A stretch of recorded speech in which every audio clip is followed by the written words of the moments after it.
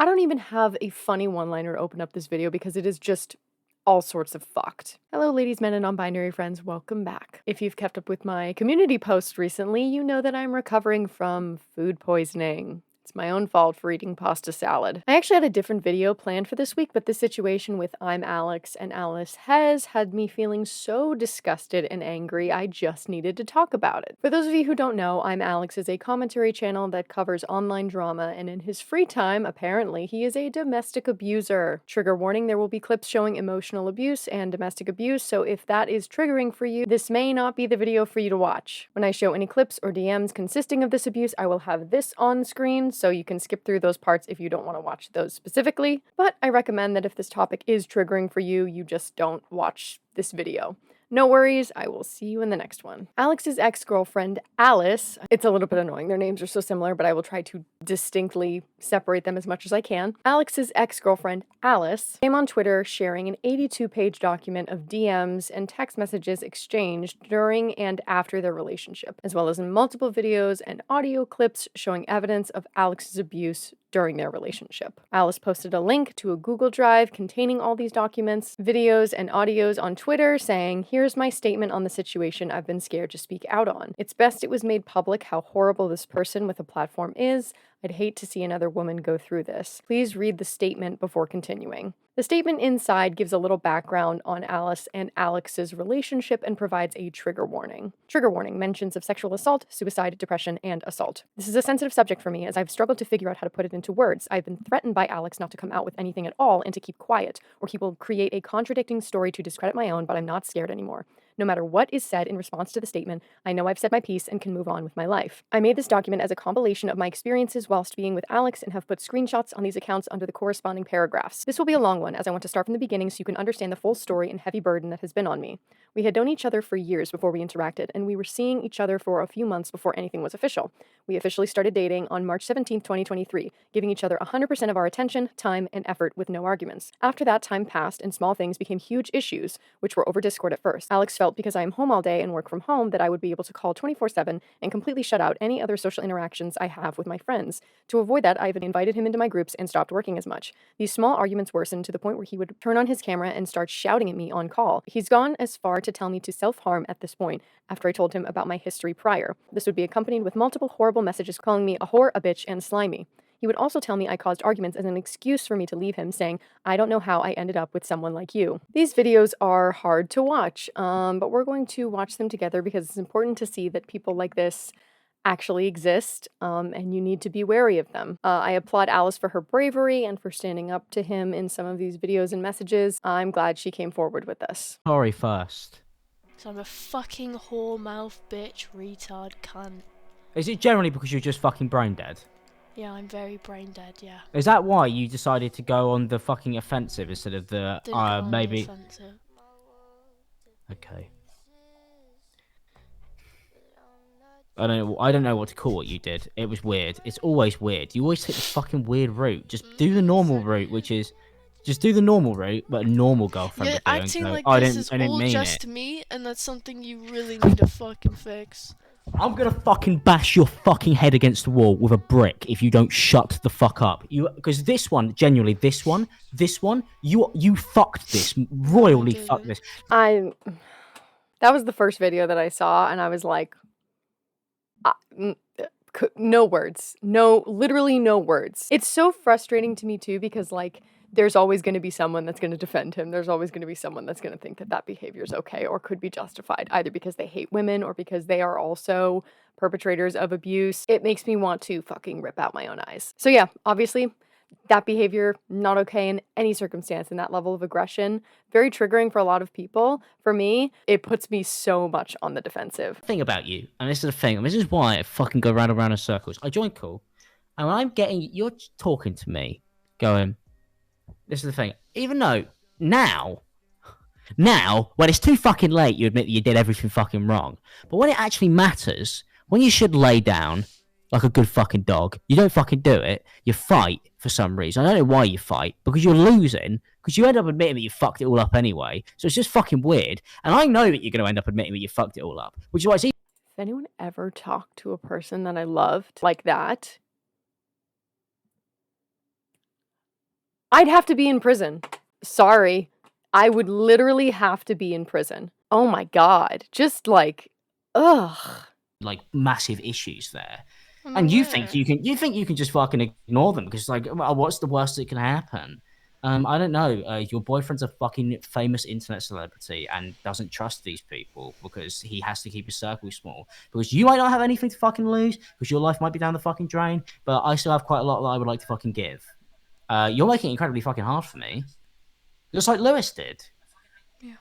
I fucking hate all of you. You guys are fucking like I can't make any videos with Paul Breach. Buddy, I guarantee you, the people that aren't the most fucking chronically online and the people that aren't directly fans of yours have no fucking clue who you are. You have, like, what, around 2 million subscribers on YouTube? That's your biggest platform. Nobody knows who you are. Fucking relax. Like, nobody knows who I am. Don't worry about it. Don't stress. But it's like, you're no fucking internet celebrity. I mean, you might be now, but for all the wrong reasons. There's also just like strings of like deranged text messages along with this where either she blocked him or just stopped responding and he just continuously is sending her messages. Can I say goodbye? You mean so much to me. I have to say goodbye. I can't imagine not saying goodbye. I didn't when you alpha because I thought we'd fix it. Just frantically typing. Now I won't even have a chance. I did as a voice note. We can't even call. Fuck, please, anything. If you could see me, you'd know I'm not fucking around. Alice, please don't end it like this. Hey, I sent you a message on Facebook. You haven't opened them. I don't know if that's intentional or not. Just very deranged behavior. Like, this is the thing that you see, like, people memeing about on, like, Reddit or whatever. Like, this is absolutely unhinged, wild behavior. This is the kind of shit that, like, he would make fun of on his channel. So out of touch. We're gonna get further into that as well. We're gonna talk about the hypocrisy of this. And then one that's a little bit more disturbing when he follows her around as she's packing her things. It's like, is it good enough for you? You get to do whatever you fucking want all day. It's like, and then you look like a fucking miserable fucking little cunt all the time. Like, your face is annoying to look at, like, when I come downstairs.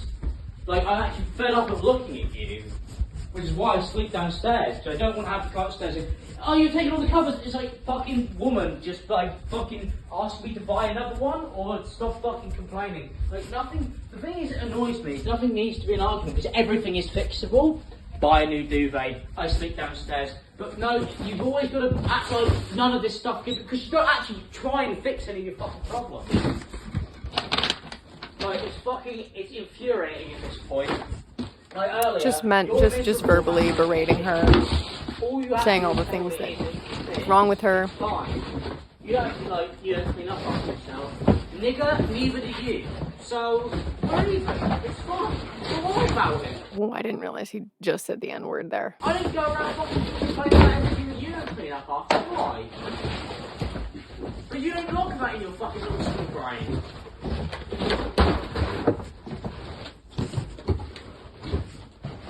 You don't even want us to pay for any of it. So, who really fucking cares what you have to say? And what does it even fucking matter? If you want to clean up, I'll fucking hire one. He won't just fucking shut up. Like, in all of these voice notes and all of these videos, he literally will not stop talking. He just will not shut the fuck up. Nothing wrong with talking. I love to talk, but like, if you're gonna be in a fucking relationship, especially when you're having an argument with someone, you gotta fucking let them talk. You gotta have a fucking conversation. You can't just talk at them and just expect everything to be fine. Because for a lot of people, they get shut down by that. They've already broken up. There's no relationship therapy needed to be had here, but like maybe someone can learn something from this. Like, that's not how you fucking have a conversation with someone. Even when you're arguing in a relationship, the verbally berating them, again, not okay in any situation, but just like, he will not shut the fuck up. But this is the thing, even right now, you just ignore all of that. I'm giving you options for everything, you just ignore everything. You're not actually trying to sort out any of these problems. And if you've got problems with things, man, why don't you fucking call them?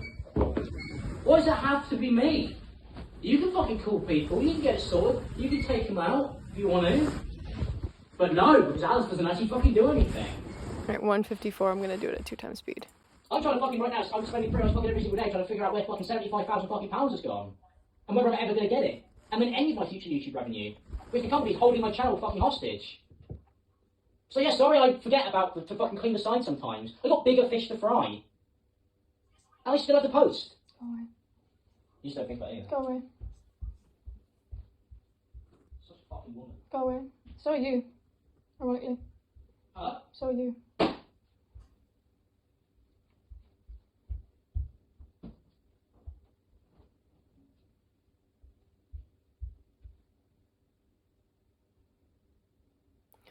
The silence is like so scary in the dark.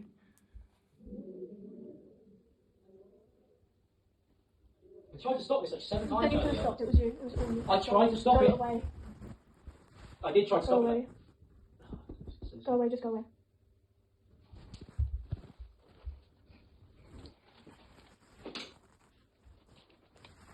Infuriating. Yes. Oh my god.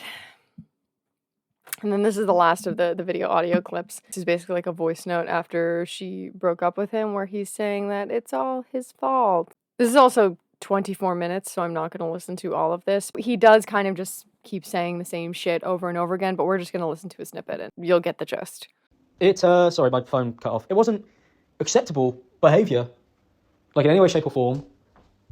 It was insane. Like, I guess I've just been stuck in that cycle for so long that, I felt like I could do no wrong. I felt like I was the fucking, oh, look at me, I do all this fucking work, and I do everything, and I try and do this, and, just nobody's appreciative, and, I know you appreciated it, and I know that you appreciate the effort that I used to put in, and then I just stopped because I had you, and you're my girlfriend, and we lived together, and the more further we got through our relationship, the less effort I put in. And if it wasn't for you leaving, I might never, ever have changed my ways. I might have just continued on like that.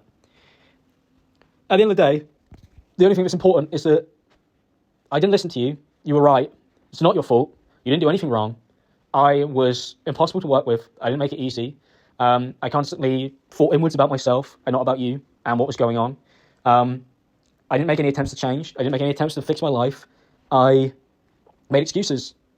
And it got to the point where I wanted to be alone, because if I was alone, nobody could tell me that I was fucking up and I was doing anything wrong. And for the first week that you weren't here, I just spent the entire week doing nothing. And after that week, I realised just kind of like how fucked up my life was, and I have made attempts to try and fix it. I have a schedule. I take out the bins. I look after the cats. I'm like a functioning person. I go out for my bike ride. I've been sorting out my doctor's appointment, even though it's bloody hard in the middle of fucking nowhere. I am just like so frustrated because I've been doing all of that, but then I've been getting on with you, and instead of like apologising, I've been trying to just be like, oh no, look, I'm good now. Like, I'm perfectly fine now. I'm like a person. Everything's great. And I realise that must come across as like so dismissive to you. Or also like, why is he doing that stuff now? Why is he being like this now? Why couldn't it have been like this back then? And then you get upset or angry, which is fine and understandable. Or I do something to upset and anger you, like following some fucking idiot on Twitter or Instagram, some woman. And you must think like, oh, this guy's like, he's just a fucking cunt. And he's being a cunt.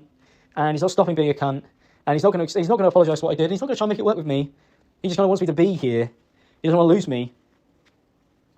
I was trying to be like too cool and nonchalant at points, and then I would let it slip how uncool and how not well I was taking everything, and by that I mean my behaviour. I haven't been lashing out at you because of the fact that you left me.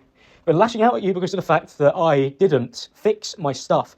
And I think what's worse, I'm being completely honest here, because I don't want to leave anything off the table at this point, is that like I generally had a conversation like with my friends a few months ago just about like how much I feel like I've just like I don't feel good about myself, and I hadn't, and I would wake up a lot of the times when I was with you, and I'd think I knew that I like didn't deserve to still be with you, and instead of fixing it, I was just like, oh, I've already fucked it anyway. I became worse. Like I sabotaged it.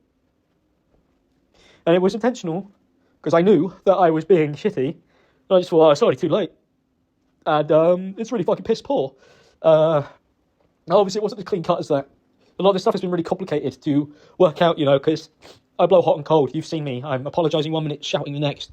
Angry 1 minute, please come here, hold me. It's like, I just feel like I've been really battling through this very weird thing. Also, with issues we'd have, you did this, oh wait, no, I see you didn't, it's okay, don't worry about it, forget about it. But it doesn't matter. I opened up a wound, and it scars, and the scar is always there. Just because I feel okay about it now doesn't mean that you did.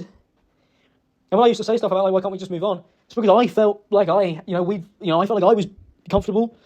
Anyway, it kind of goes on, and he continues to list things that he's done wrong. And I do think that, like, that audio note in a vacuum, as rambling as it is, in a vacuum, that could be perceived as someone trying to make things better. From what we've seen in terms of his inability to handle his fucking emotions, no one should ever be at that level of aggression and volatility with their partner. He just kind of, like, continues to list the same, like, 4 things of, like, how he's, like, a shitty person and how she makes his life so much better. This audio voicemail, listening to it in conjunction with everything we've seen and heard from these video clips, this, to me, is like textbook narcissistic abuse and manipulation. And at least in my experience, dealing with narcissistic abuse in my life. The whole thing of, like, trying to make your relationship seem perfect in public, to uphold an image. They, like, appeared on, like, Twitch streams and, like, in the videos together and stuff, being horribly abusive behind closed doors, whether it be emotionally and or physically. Then the minute that person that they are abusing cuts ties with them or sets boundaries, separates themselves from this harmful situation however they can, the abuser will try to say anything to get them back into their life. They try to make you feel bad for them, and they victimize themselves. They say horrible things about themselves to try to get the other person to be like, no, that's not true. You're not the fucking worst. Like, even if they are. And then the minute that they have that person back, the minute that the abuser has that victim back, the abuse starts again, like clockwork, rinse and repeat however many times. And I know people throw around the term narcissist a lot, and there's a lot of different types of narcissists, but as someone who has dealt with a diagnosed narcissist, there are similarities here. I'm not a fucking doctor. I'm not going to diagnose anybody. I don't know what I'm fucking talking about. Don't sue me, whatever. But, like, needless to say, this is an unsettling and frankly, like, overwhelming amount of evidence against ImAllexx. And I'll add a link to the Google Drive below so you can check out everything if you are interested. Just proceed with caution because it is a lot. And, like, the DMs themselves, again, it's 82 pages of DMs. And I'm not going to go through all of them, but they are all, it's a lot. Since then, 2 other victims have come forward with their experiences dating Alex, one of which shared screenshots of his violent rhetoric, yet again, for the heinous crime of falling asleep in a hotel room. And I'm hard-pressed to find any conclusion to this other than fuck that guy. It seems that save for a few stray insults on Twitter, there's been an overwhelming amount of support for Alice, which is refreshing to say the least. It's nice to see the majority of the online space in support of a victim of domestic abuse and condemning the abuser. This, of course, doesn't make the situation any less horrible.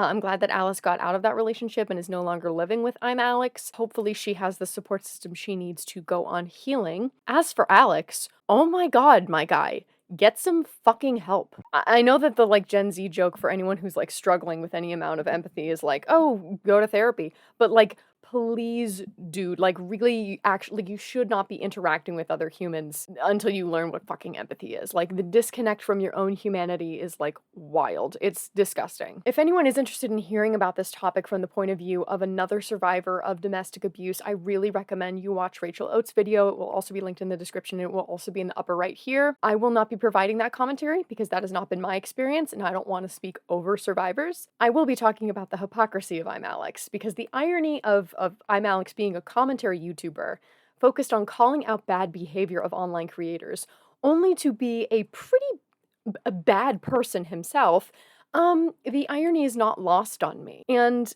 this is just one reminder to the viewer. You don't know the people that you watch online. Even if you are the biggest fan of someone, you do not fucking know them. And if you're going to consume really anyone's content, you need to consume it critically. And what I mean by that is do not consume it at face value, especially if there's someone who puts themselves in a moral superiority. Make sure to always be questioning, always be asking questions. Even if you trust that person, it's always good to ask questions. Because while we may have never known the extent of Alex's abusive behaviors without this evidence from Alice, Alex has had a history of negative behaviors and red flags in the past. In fact, the reason why I stopped watching Alex in the first place was because of contradictions in his messaging. He would regularly talk about people online who were were liars, manipulators, scammers, and yet I found him falling into patterns of reporting on topics by spreading misinformation. This is a trend I've seen in a lot of drama channels, especially over the years, since it has become so monetarily advantageous for commentary channels to upload super regularly, where like these channels try to get out the videos as fast as possible instead of properly fact-checking or verifying sources or waiting a day or two to see any responses or refuting of this information. They push out the videos as fast as possible with little to no data or facts to support a very emotional argument. They add in a few jokes and transitions and sound effects, and then they call it a fucking day. When I don't see references to actual evidence, articles, DMs, etc., I get very worried because you could just be promoting hearsay or putting out a video calling it commentary and profiting off of it when you don't really care if it's misinformation or not. This is what happened that made me stop watching ImAllexx. I could feel his content shifting from covering the facts of the situation to following a narrative that would get the most clicks, whether it was truthful or warped slightly to fuel the emotional outrage of the general public. I had already unsubscribed by the time this Lazo situation happened, so I didn't become aware of this until researching this video, but for those of you who don't know, ImAllexx basically ruined another channel, Slazo's career, by promoting fake sexual assault allegations against Slazo.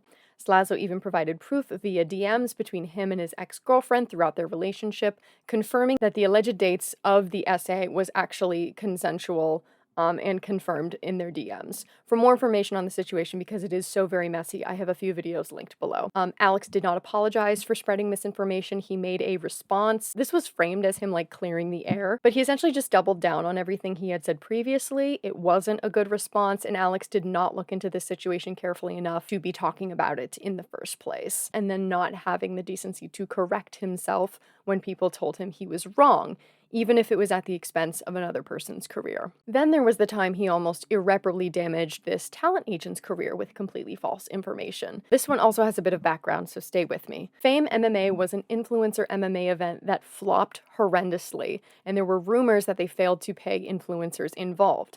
Christian Sturt was a talent agent that was contracted by Fame MMA to book influencers for the event, so even though he wasn't an employee of Fame MMA, he was the primary liaison that most of these influencers were dealing with. But he was not associated with organizing the event. He wasn't even an employee of the company. He was only a contractor, and yet he was the one who got blamed for everything when it went topside because a commentary YouTuber, ImAllexx, with millions of followers, didn't bother to check his fucking facts and put him on blast, painting him as the one responsible for the event's failure and the reason these influencers were not getting paid, without a way of this man defending himself. Arranged by the bloke who arranged it. Christian Sturt. Christian Sturt is full of shit. So I knew, that's why I didn't do it. He is. He is. Look, it's not something we've said behind closed doors. Thankfully, Christian was eventually given the platform to defend himself, but this was after his name had been dragged through the mud by Allexx on a podcast that was posted around Christmas Eve, no less. Can you imagine your entire career being at risk because of false allegations while you're trying to enjoy Christmas Eve with your family? Do you want to say what Allexx was saying on the podcast? Yeah, so he said that he would have got involved against Kavos, which is debatable. He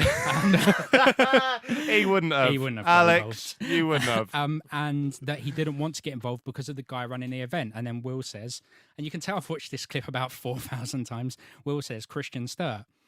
And then Allexx gets my name wrong. Christian Sturt. And then he said that he didn't want to get involved because I was full of shit.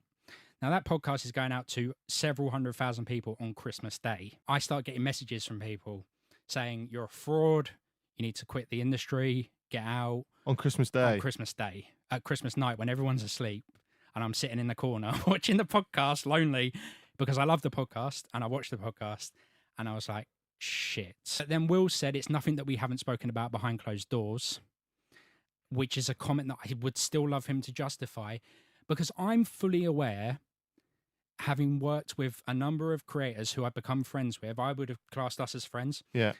People have told me what has been said about me behind my back. Yeah. None of it is true. Yeah. None of it is true. And it is painful to me as somebody that sees themselves as so genuine. And I know that's a bit egotistical, but I know how I work. Yeah. I will drop my percentage to 0 if it benefits a creator because they can't get on a roll. I will do that without thinking. Yeah. And then people turn around saying that I'm some sort of kingpin that's conning people out of money. And then the just general Joe Blogs was messaging me saying I got a death threat. I got told to kill myself several times. It was just, and that really piled on me at that point. That wasn't a particularly nice time. Again, Alex never apologized. He went on his second channel, which he barely uploaded on at the time, saying that there is, quote, a difference between fame, MMA, and Christian, and not much else. If you did watch the True Geordie podcast, there's a big difference between Fame MMA, the people who were running the boxing, and Kristen Stewart, who was the guy who manages the talent and asked me if I wanted to fight, so on and so forth. Because there was a lot of rumours about the fact that people weren't getting paid, and that's obviously not good, because you don't want to get the shit kicked out of you and not got paid for it. But that was all stuff that came from the Fame MMA side of it, and Fame MMA and Christian are not the same thing, so I wouldn't want people to get confused in any way, shape or form. He also accused Perez Hilton of being a predator because he was covering stories about Charlie D'Amelio, who was underage. But Alex was also covering stories about, like, Danielle Cohen, who was also underage at the time. But apparently that wasn't an issue. Alex, make it make sense. There wasn't anything predatory about those videos either. Perez was literally talking about how Charlie D'Amelio's parents were probably exploiting her, which is the same type of content that Alex was covering regarding Danielle Cohen. Again, fuck Perez Hilton, I'm not a fan, but like there's so many things you can criticize him over without being a fucking liar and a huge hypocrite. There's a slew of other controversies that Alex has been wrapped up in, but those to me were like the most frustrating ones. He's propped himself up as this morally superior creator, then chose to abandon that same morality when he was proven wrong about claims he's made. He chose to ruin multiple people's reputations rather than do the thing that is actually moral and correct his mistakes, which is fucked up. Claiming good guy while you're doing shady guy shit is fucked up. And there's so many channels that have done this. They've reported on topics with the absolute wrong information. Like you can tell, instead of seeking the primary source, they just watched a drama video on a drama video, and then they took their information from that. And some of these channels have millions of followers because people just believe what these people are saying, and it's just so frustrating. Like, check your facts. Look for more than one source. Maybe I'll make a video about... No, like, I can't be calling out channels with millions of followers. I'm gonna get doxxed. But what can we learn? When we look at commentary YouTubers, or really anyone that has built their platform off of calling out bad people, it can be easy to put them on a high moral pedestal because, oh look, they're one of the good guys. They're using their platform for good. But also, with the commentary genre as lucrative as it is, they're also doing it for, you know, money. And with people like ImAllexx that have made their careers off of this, it is imperative that he not only stayed on top of what drama was happening, uploaded in a timely manner, made sure his content was engaging enough, or in most cases of online drama videos, enraging enough to get people to actually click on it. There is an incentive to just get the video out there, and much less of an incentive to make sure it's actually factual, because most people are not going to check up on a topic. They're just going to believe what they hear someone say online, especially if they trust that person. While I don't think we ever could have predicted this level of abuse coming from him, I do think there were red flags that people ignored because they automatically associate commentary YouTubers with being the moral compass of the internet. I don't think we could ever guarantee that we platform the right people, but I do think we should always be striving for it, and hopefully in the future we can be a little bit more discerning about who we give our attention, and by extension, our views and money to. I encourage you to engage with the content you consume more critically, especially if it's coming from people that claim to have a higher moral standing. Where are they gathering their information from? Do they provide sources of proof, or are they just saying the thing that validates the anger you have for unjust things happening online? Kind of a side tangent, but this is why it's also important to support actual members of the groups that you want to support. For example, if you're interested in supporting trans rights, follow trans creators. If you support Black Lives Matter, follow Black creators. Follow Indigenous creators, not just white boys. This is obviously a much larger conversation than I was initially planning on having. I could talk about this for hours because this whole situation opened up an entire bee's nest of issues online. I hope people continue to support any and all victims of domestic abuse that come forward. I hope we can be more critical of the content we consume to avoid platforming problematic people in positions of moral standing. And even the people we do platform, even if they are good people, you do not know them. Do not idolize these people. Watch their content and leave. You will never know if they actually embody the values that they portray online. And like, I'm not gonna say don't support online creators, but like, stop going to bat for them on Twitter because they don't know you exist. That goes for me as well. Keep me honest. If I'm not upholding the values that I portray online, fucking call me out on it. If I report on something that turns out to be wrong in the future, make sure that I clarify that shit. Because we as humans, as a community, need to hold each other accountable. Look out for each other. Make sure we all stay good, because we should all always strive to be better. Thank you so much for being here. For anyone looking to support the people of Palestine, I'll be holding a live D&D campaign with these creators. It's an adventuring academy in a fantasy world, so if you like Fantasy High, this is definitely going to be up your alley. By literally watching a D&D campaign, you will be supporting families in Palestine because any and all ad revenue is going directly to Palestinian families. As always, I have Rwan's GoFundMe linked in my description, and if you can't donate, make sure to leave a like and a comment for the algorithm. Oh yeah, I'm gonna farm your engagement because there's gotta be someone on this godforsaken app that can give $1 or $2. Thank you so much for watching. Take care of yourselves. Bye.